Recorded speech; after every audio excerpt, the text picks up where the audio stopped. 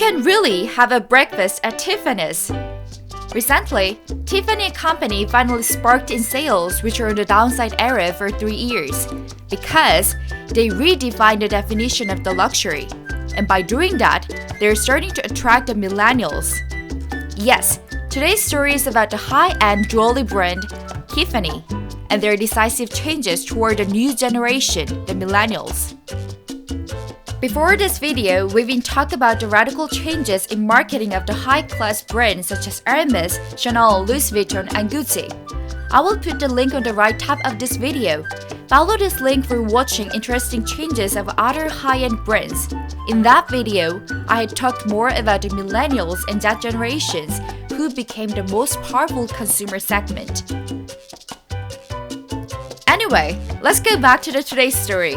What happened to the Tiffany & Company? How they break their stalled sales and re-lead the revival of the Tiffany? Let's move on. Do you guys remember the iconic opening sequence in film Breakfast at Tiffany's? In front of the Tiffany's headquarters, which is located at the corner of 5th Avenue and 57th Street in Manhattan, Audrey Hepburn is standing in front of the stores and watching inside of the diamond showcase while holding a croissant in one hand and coffee on the other hand. In another scene, a kind employee of the Tiffany carved the Tiffany initials on the cheap ring for Audrey Hepburn and her boyfriend. Until now, these amazing experiences like having a breakfast at Tiffany's and carving the initial were only inside of the film, the screen, or they were only happened in our dreams. But those dreams are now came out of the screen. Can you guys believe that we really can have breakfast at Tiffany's and carve the initial of Tiffany's on our personal accessories? After the long 56 years passed from the releasing date of the movie Breakfast at Tiffany's, starting from November 2017, we can actually experience this too since. Tiffany & Company introduced the blueboxcafe on the 4th floor of Tiffany's New York City flagship store and let the customers have brunch and drink coffee, and made a DIY section for carving the initial and shape on the customer's personal jewelries on Manhattan Rockefeller Center store and London store, named #MakeIttiffany. Although the Manhattan Blue Box store opened in 2 years ago, thousands of people are still on the waiting list. The #MakeIttiffany is still extremely hot on the SNS. Okay, Tiffany is now granted as brilliant experiences. But why? Why 180 years old classical Tiffany opened up the cafe on its store and selling breakfast and even made DIY section? Why is that? Following the advent of millennial generations and their grand shaking on customer market, Tiffany had been suffering from these changes in customer segment, just like as other luxury and high-end brands do. Millennials do not obsess with the fancy brand logos, but they put much emphasis on experience and cost effectiveness. You can see my other luxury brands suffering and their evolution by clicking my recommendation link at right top of the corner. Because of their suffering and maladjustment, Tiffany's sales had been slipped down in 3 years. However, they finally find the right way. From this moment, the story becomes interesting. Tiffany appointed Alexandro Buglioli as the new CEO in October 2017, and he broke through this crisis by redefining the definition of the high class. As Buglioli told Business of Fashion in June last year, the biggest challenge for jewelry is the fact that it traditionally has been associated with formality. Today's lifestyle is not formal, and I personally think formality is not going to come back. You see the first and foremost in fashion. Then, let's find out how he'd redefine the definition of the high class one by one. At first, like Audrey Hepburn, not for buying, but for experience. They examined a huge logo of Tiffany & Company from the store, because the millennials do not lured by fancy logos such as LV of Louis Vuitton. Instead, they remodeled the store with iconic blue and make the photo spots around the stores. A. Perfume vending machine. They placed the perfume vending machines inside of the store, which colored with iconic Tiffany blue. Brilliant photo spot. If the customers take pictures and upload it onto this Instagram, it naturally acts as an awesome advertisement. B. And they put the jewelers not inside of the showcase but on the shelves for letting the customers easily try it on. Until now, just asking them to take it out of the glass showcase was burdensome. If the jewelers are on the shelves, it naturally relieves our pressure to buy that expensive jewelers. You do not have to buy the rings, just try it on and find out which one is fit for you. That's enough.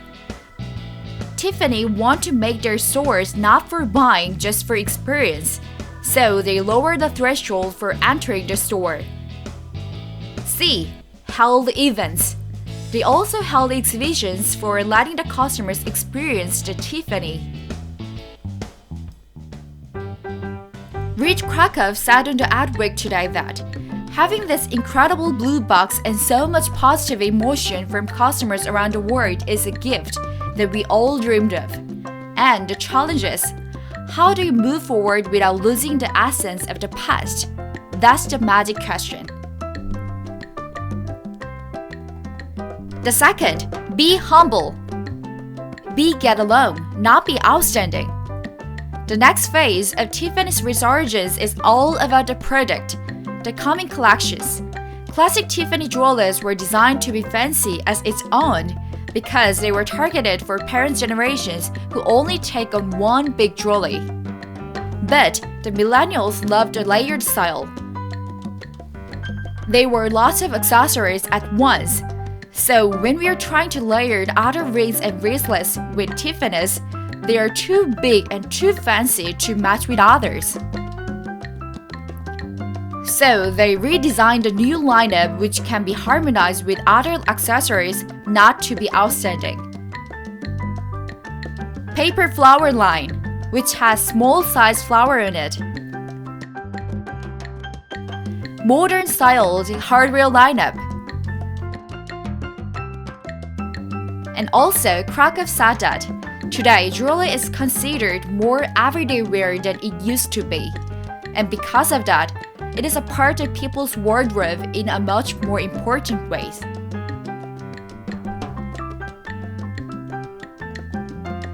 The third, more friendly models.